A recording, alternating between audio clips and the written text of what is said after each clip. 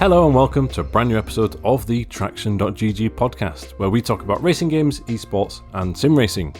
Joining us today is Florian Haasper, the CEO of the virtual competition organisation. We're going to talk about the future of sim racing, not just esports events, but how the industry pushes forward in general.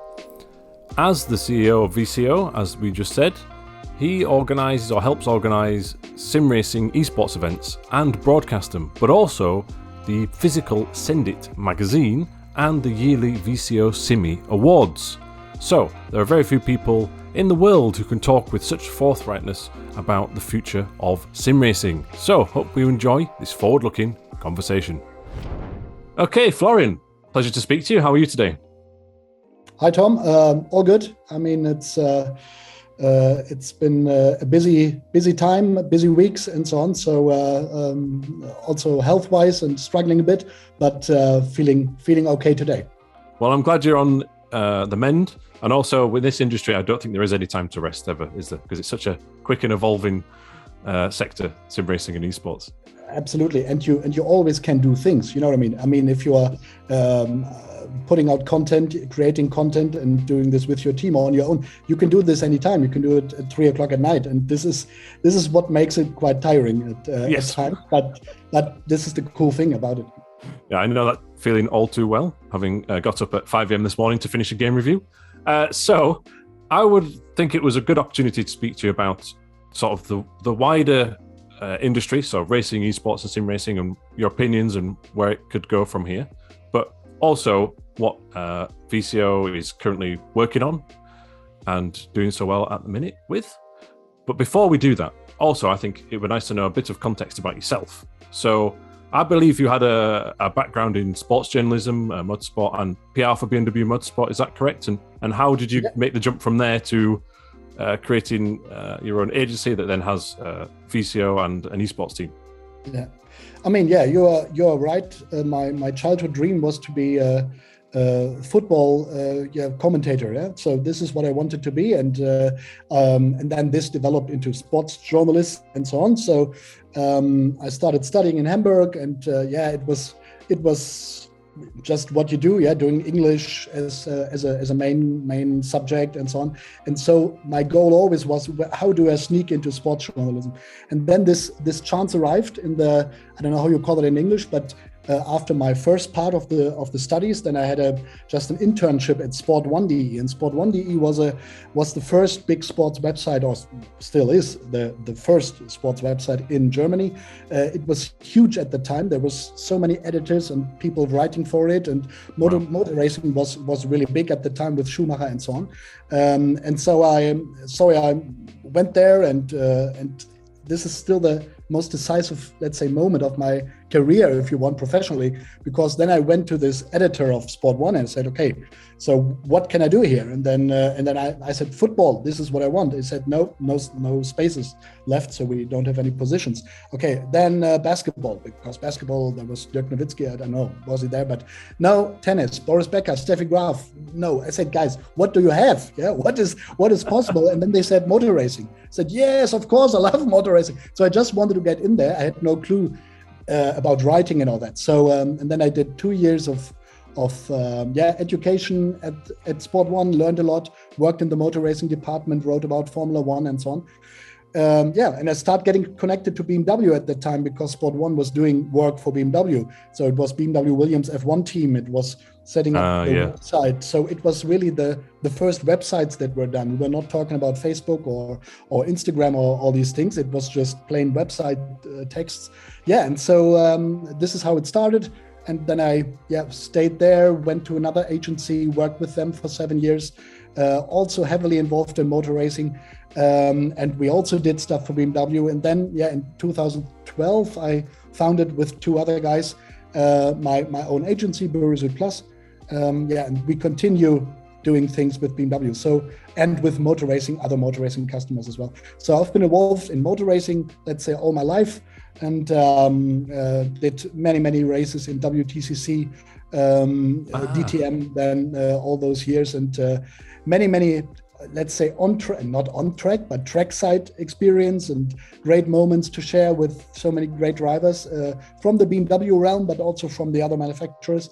Yeah, and then this switch to the virtual world happened in 2020.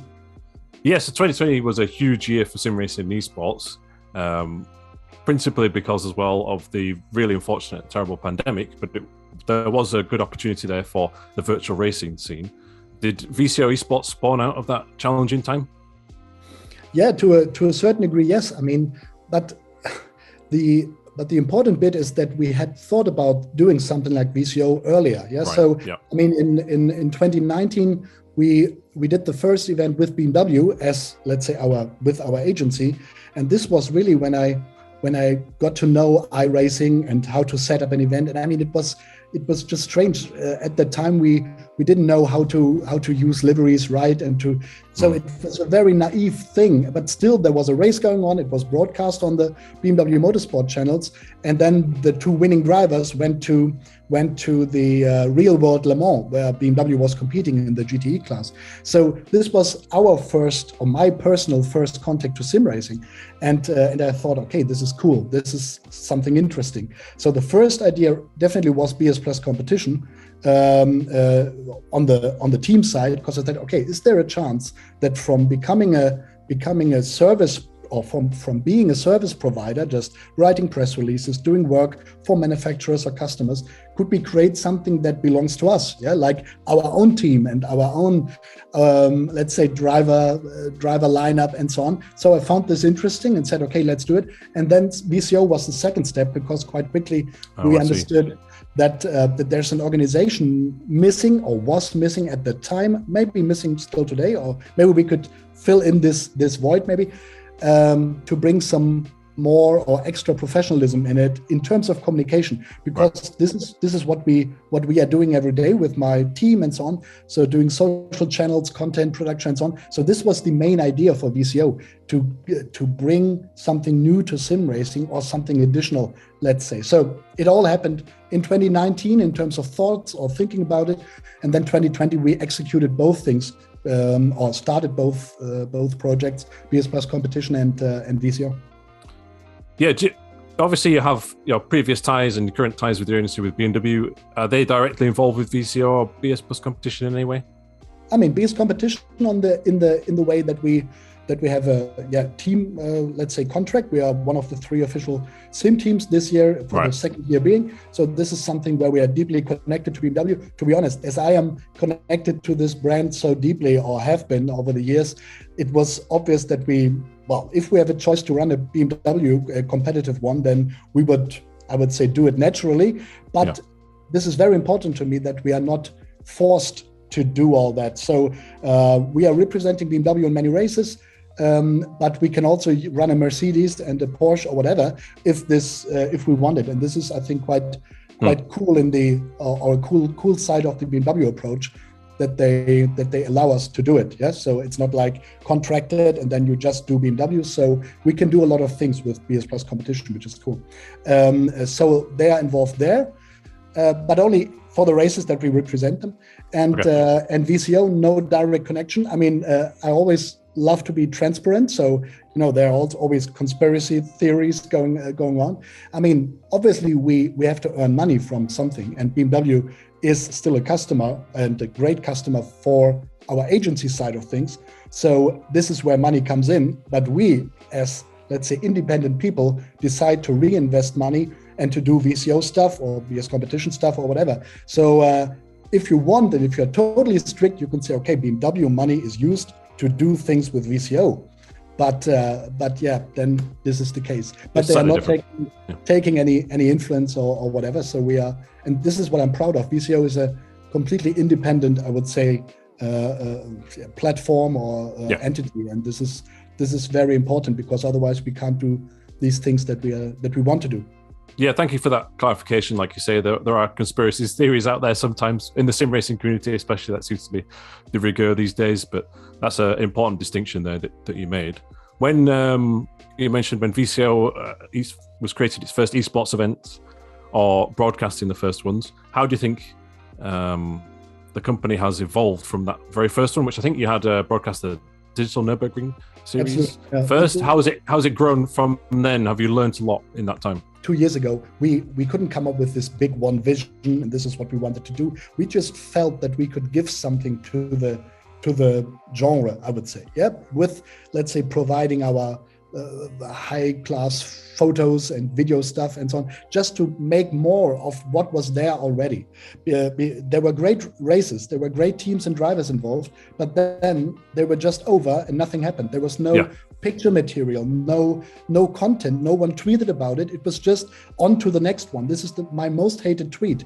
Like, on to the next one. You never talk about the current one or the past one. It's always rushing off to the next event. I think this is what we found when we first looked at sim racing, and so this was the initial idea. When we did the DNLS in the first year, it was many coincidences involved, because I think they had done one test event or pilot event, and then they were thinking about doing more or a full series, but it was difficult with funding and so on. And then I thought, okay, maybe this is a good place or good chance or good situation for us as VCO to get involved or to show up for the first time, because there was a cool product. Many people had watched the first event from the real world community, I would say. So it was a good, let's say, hybrid event with many real world races involved and so on.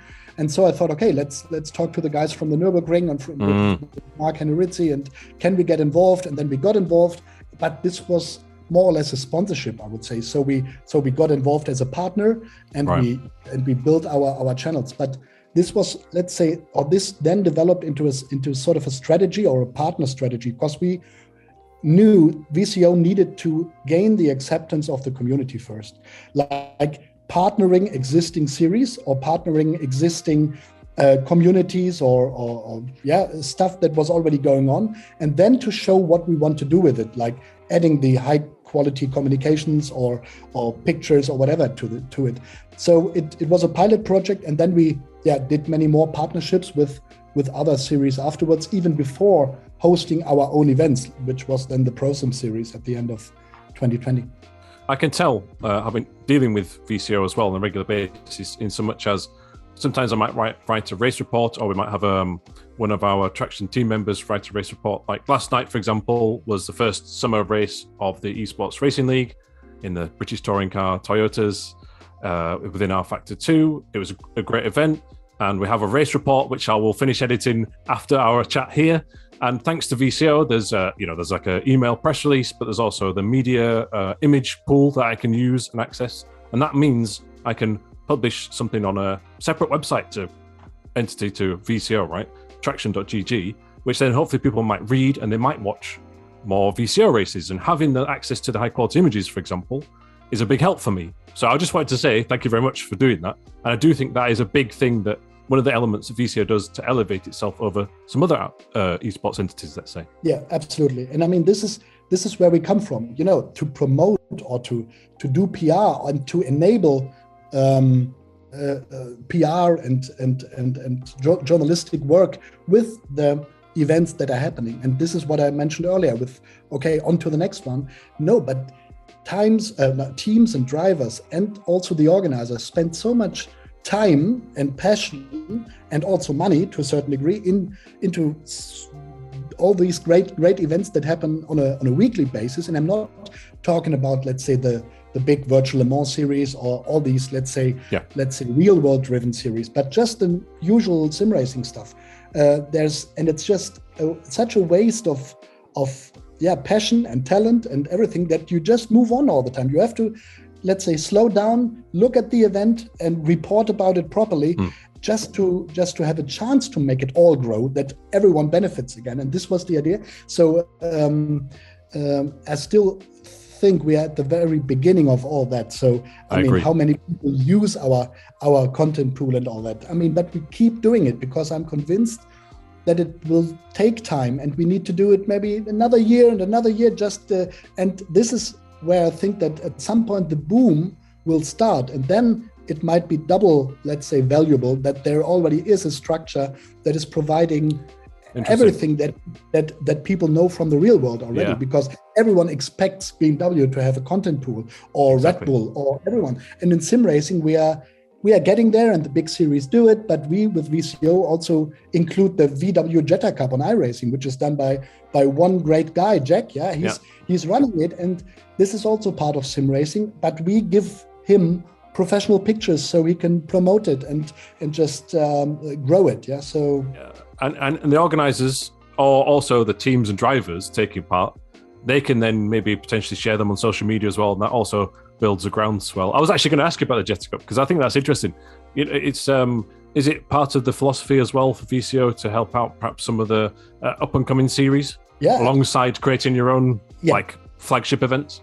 Absolutely, I mean, this is why we teamed up, let's say, with IVRA, with the 24-hour series, which is a big real world project, 24-hour series in the real world, having VCO stickers on all their cars last year. So this was surreal, to as part of this partnership. But and there are many others, but World EX we also cooperating with. It's like giving these or helping these platforms or these series to do proper communication and to be professional, or to give them a chance to help them grow. And obviously we want to grow with them. So showing that what we can do, and that our channels are also growing. I mean, this is what you guys at Traxion also know. It's like growing your followership, or not followership. I mean, it really should become a fan base, I would say. So this is hard work, and a lot of hard work,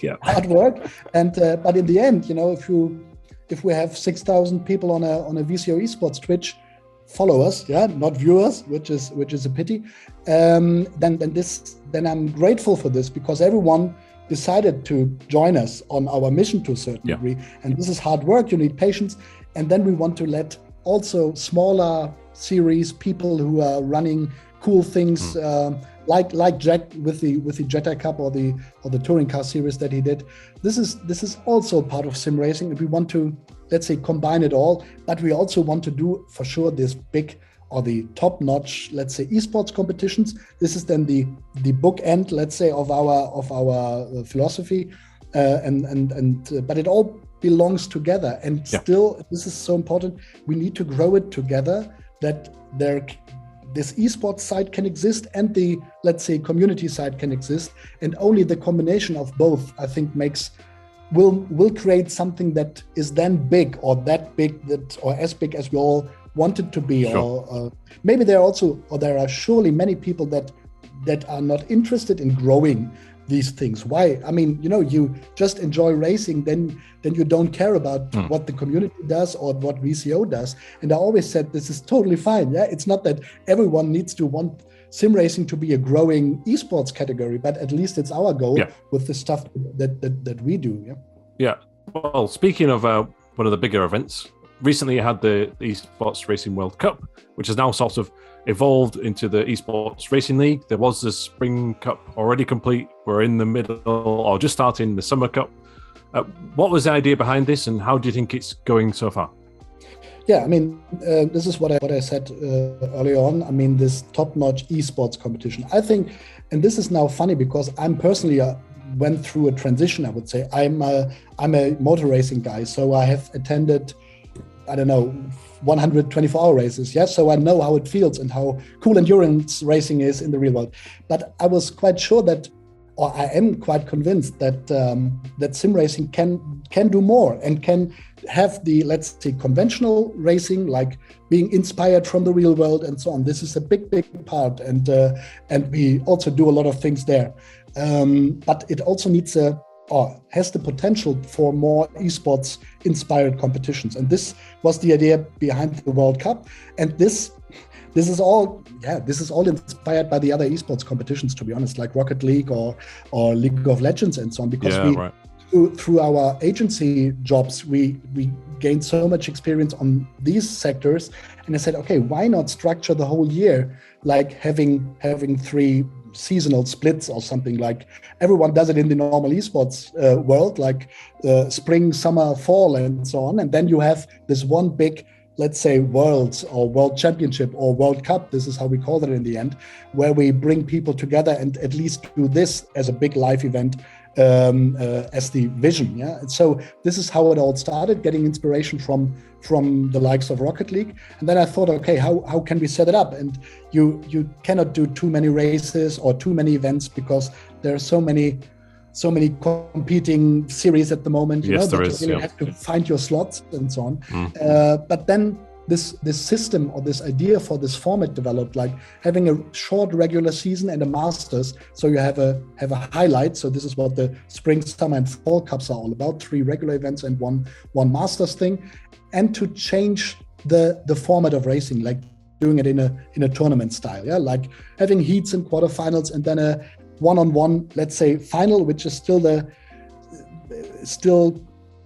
I'm still convinced that this is VCO style, and this needs to be, because only then, also the fans and the community can really relate or start relating to a team properly. I mean, everyone knows red line, corner, and so on, but if there's an upset and then someone or one team makes it into the finals, which was not expected there, then suddenly they are there as a team and they are seen and they can compete with red line suddenly and can maybe challenge them. Maybe they lose, but maybe they don't. And so let's see. But this was the vision for ERL, having an esports format, something new, and delivering a platform for the teams to shine and to create new storylines and new stories, and say, okay, we now have a battle with Redline because we always meet them in the finals, and so on. So this is, I think, only possible in the ERL at the moment, and I really like it.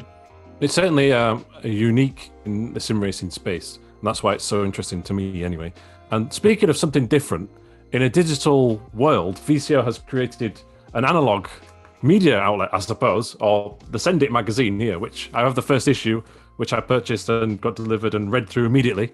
It's a fascinating read, and it's really well produced, high quality paper and some good writing and images throughout. So talk to me through the theory behind Send It, which I believe is episode 1 is available, issue 1 is available now, but I guess there's going to be a second issue throughout the year as well.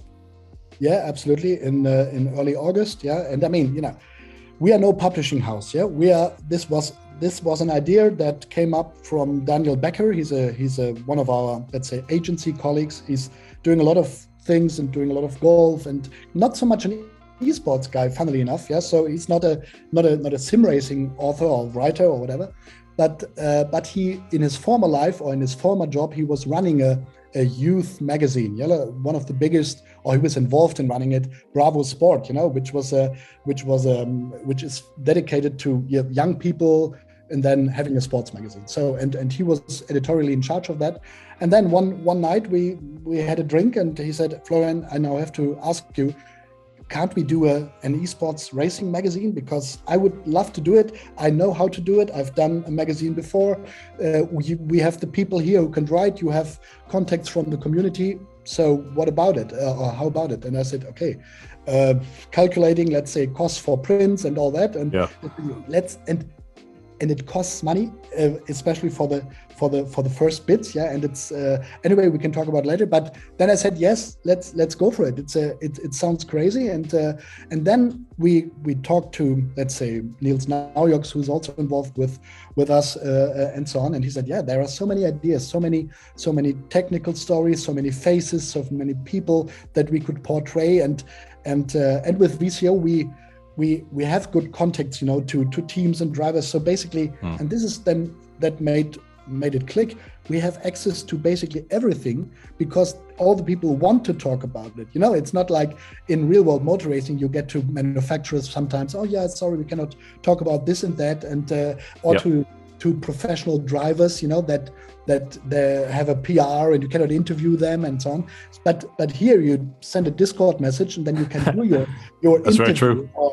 And so it's, to a certain extent, it's way easier to produce the content, although it's still hard because we are still not doing this, let's say, full time. It's not like that there are 10 people working on a Send It magazine, but it's our, let's say, regular guys that are working with us that say, okay, I will write these extra stories because I love the project, but they still have to, let's say, produce our customer stuff where we have to earn the money. So it's a lot of passion involved. Yes, 10 euros are, let's say, not cheap, I would say, but still producing everything is still more expensive, so we don't get rich out of sending it, but this was not the plan. So it's just getting something new in the disguise of something very old, which is a print magazine. But I thought, okay, people love trophies, people love things in sim racing. Maybe they also love a cool, high quality thing that they can really read, but then also put it on the shelf and not throw it away because it was so cheap. Yeah, and this was the goal. Yeah. Yeah, well, I also think I don't want to go too down a rabbit hole of publishing trends. No. But yeah. There is a trend of higher quality, quarterly or 3 times a year magazines at the minute, which have higher production quality, and you want to make time and sit down and read the long form articles. And so this seems to fill that gap for this sim racing community. So you also have had in previous years the SIMMY Awards, which again is something slightly different and unique and pushing the boundaries of esport or racing esports. Is that something you would like to return in the future? Yeah, absolutely. I mean, this is also what I mentioned earlier. There was a vacuum 2 or 3 years ago when no one else did it. I mean, it's like and the community deserved it, to have something physical and say, okay, who was the best guy in this category? So Esports Awards, it's such a big thing in the normal in the other esports categories, and it's huge and big partners involved and so on. And for sim racing, we have nothing. Yeah, I just couldn't believe that 2 years ago or 3 years now. Now there are the Autosport Awards and there are things happening. This is all good, but we wanted to create something for the community. And to be honest, this was really one of the biggest investments that we did because these trophies are expensive. Yeah, so these are not like ordering it from the guy around the corner. This was really something from our hearts again, because we think, okay, it needs to be our own creation. It needs to be the Simi, which we do, and then so this is. So it's not prize money involved, but really this trophy, which is unique, I would say. And so this was the idea here, and we will definitely continue for this year. And by the way, I think in year 1 we had a jury. Then it was a full public vote for the second year, and we definitely need a jury part again. So I would like to invite you to this definitely to be part of this jury. Yeah? This is really important, and so we have 50% jury again and 50% public vote, and so we can create something there. Oh, brilliant! Yeah, that'll be really cool. And we first spoke actually on a jury panel, didn't we, for the Autosport Awards? And this obviously Simi is purely focused on esports, so that sounds like a good combination. Yeah, best of luck with that this year, and it's something I always think is worth checking out. Who's won? Who's up for the nomination? So that's really cool.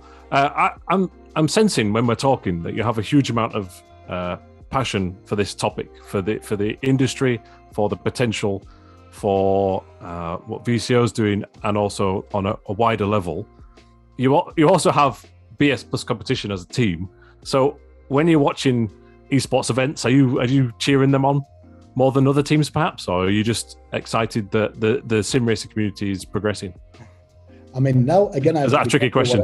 Absolutely. I mean, there are memes circulating that everything is BS competition and VCO and Haasper and so on. This is funny and ridiculous at the same time, because I mean, how stupid could I be to let's say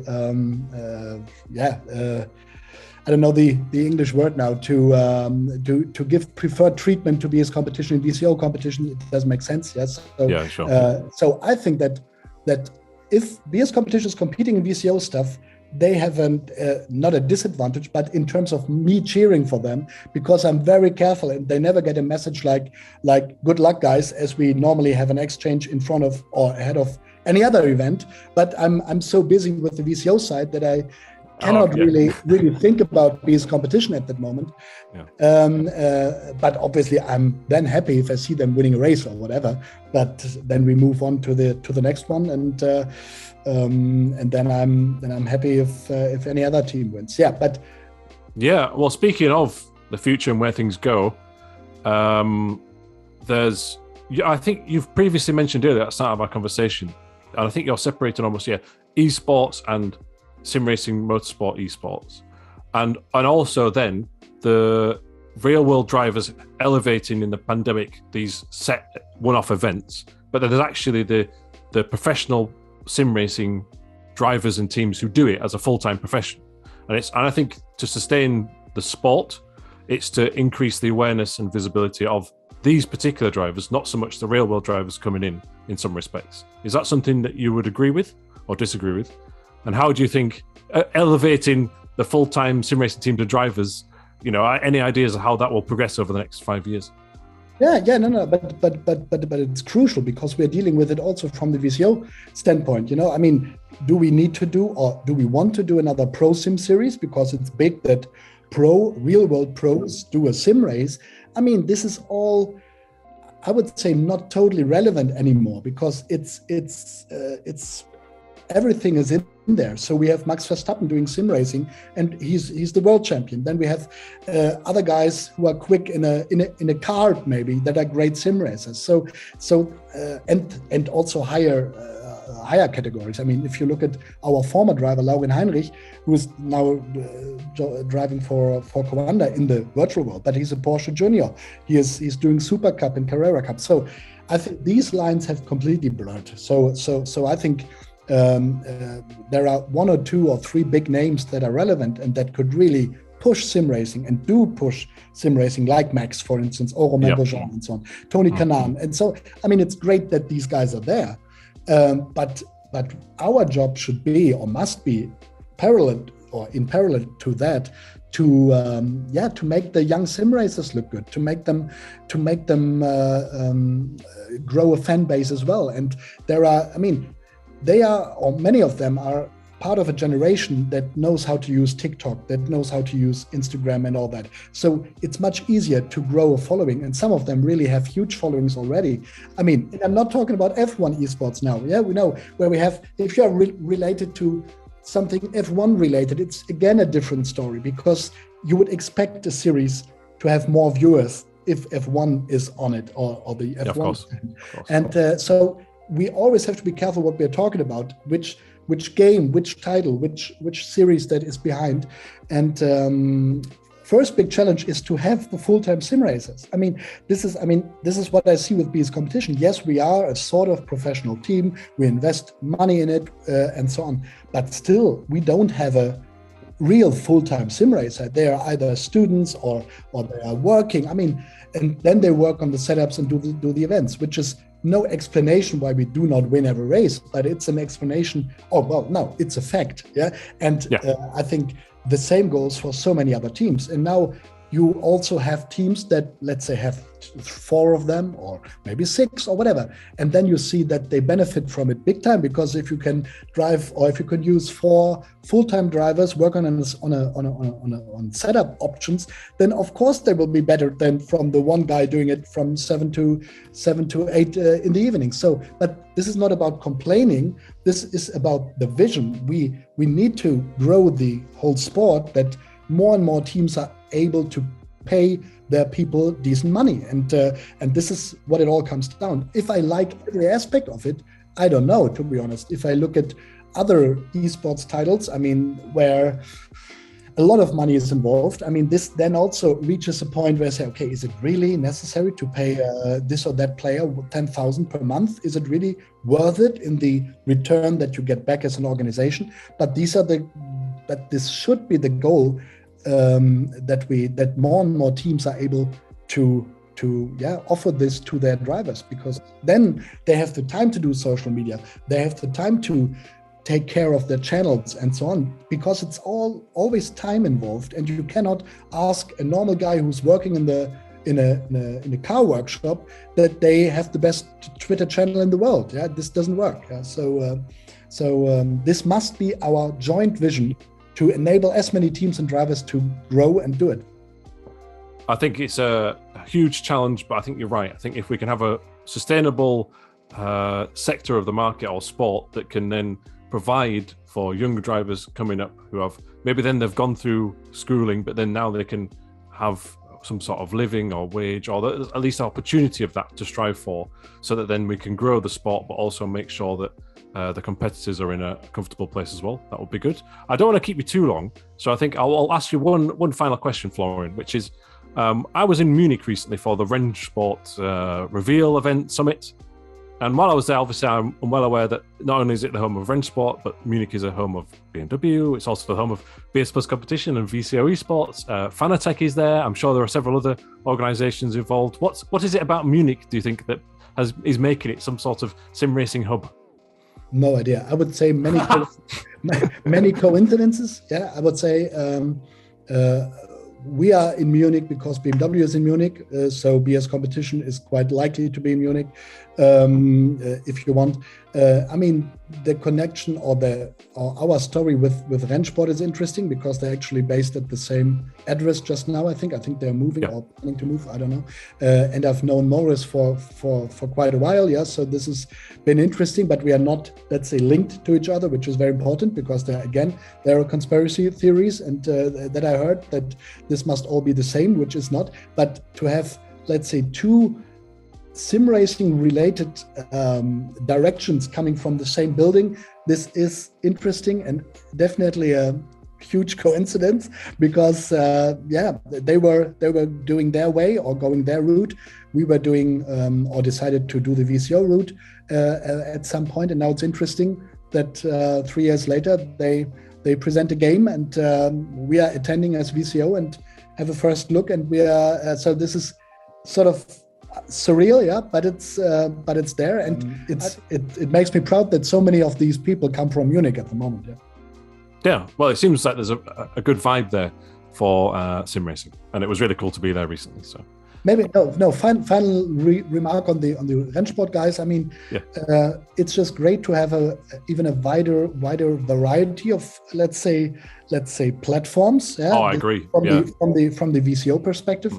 So and this is why we do a multi-platform thing with the ERL. It's not like, okay, this is an iRacing competition or an ACC one. So we want that this is a sim racing competition and an esports competition, and we are it's just great to have more options for the future if this turns out to be so successful. I agree, and a competition pushes everybody forward. So fascinated to see how that particular platform develops. Well, Florian, thank you very much for your time, and I wish you all the best and hope you're keeping healthy. Absolutely. Thank you, Tom, for your questions and your time, and thanks for having me. Well, thank you very much for listening and watching, and thank you to Florian for his time. He's obviously very busy with many projects on the go, but it's fascinating that he thinks that sim racing still has this big growth spurt to go, which is very satisfying and pleasing for everybody, for fans or those in the industry. If you'd like to hear more insightful interviews like this, then what really helps us out on the TraxionGG podcast is if you subscribe and review on Apple Podcasts, if you follow and rate on Spotify, and if you like and subscribe and comment on YouTube. With perhaps you can let us know who you'd like to be on the next future episodes of the podcast. That's an interesting idea. Just leave a comment on the website or on the YouTube channel. But that's it for now. Keep it pinned, and we'll be back soon with a brand new episode.